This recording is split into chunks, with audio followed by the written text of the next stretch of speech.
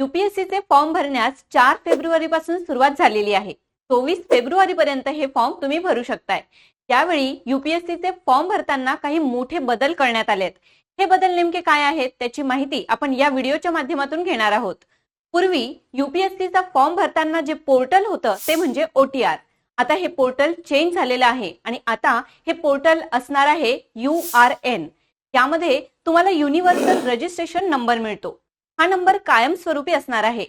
याच नंबरच्या माध्यमातून तुम्ही इतर कुठल्याही परीक्षांचे फॉर्म भरू शकताय। दुसरा महत्त्वाचा बदल म्हणजे यापुढे आता कुठलीही करेक्शन विंडो नसणार आहे। त्यामुळे या संदर्भात तुम्हाला काळजी घ्यावी लागणार आहे।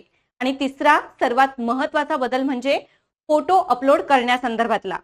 पूर्वी 10 दिवसांच्या आतला फोटो तुम्हाला अपलोड करावा लागत होता, पण आता लाईव्ह फोटो अपलोड करणं तुम्हाला बंधनकारक असणार आहे।